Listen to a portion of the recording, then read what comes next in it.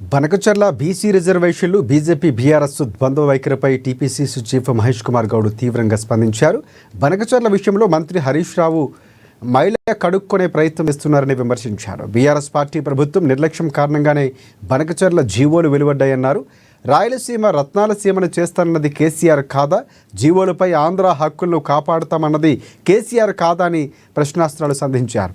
బనకచర్ల విషయంలో ఒక్క చుక్క నీటిని కూడా వదులుకునే ప్రసక్తే లేదని స్పష్టం చేశారు మహేష్ కుమార్ గౌడ్.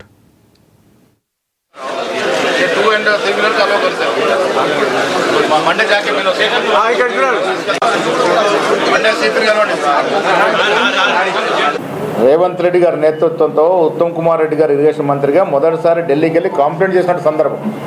బనకచర్ల ముందుకు పోకుండా ఆగాలని కంప్లైంట్ ఇచ్చింది 2023లో వచ్చినటువంటి కాంగ్రెస్ ప్రభుత్వం. ముఖ్యమంత్రి గారు, ఇరిగేషన్ మంత్రి గారు, ఎమ్మెల్యేలకి, ఎంపీలకి, మంత్రులందరికీ పవర్ పాయింట్ ప్రజెంటేషన్ ఇచ్చి కూలంకషంగా వివరాలను చెప్పడం జరిగింది ప్రజాభవన్లో.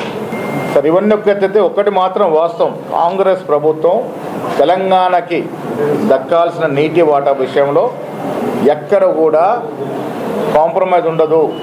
ఒక్క నీటి చుక్కను కూడా వదులుకోవడానికి కాంగ్రెస్ ప్రభుత్వం రేవంత్ రెడ్డి నేతృత్వంలో ఆ ప్రశ్నే రాదు.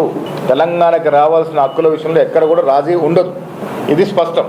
ఇంకా లోకల్ బాడీ ఎన్నికల విషయానికి వచ్చినప్పుడు ముఖ్యమంత్రి గారు కానీ, డిప్యూటీ గారు కానీ, మేము కానీ, మా మీనాక్షి నటరాజు కానీ కట్టుబడి ఉన్నాము.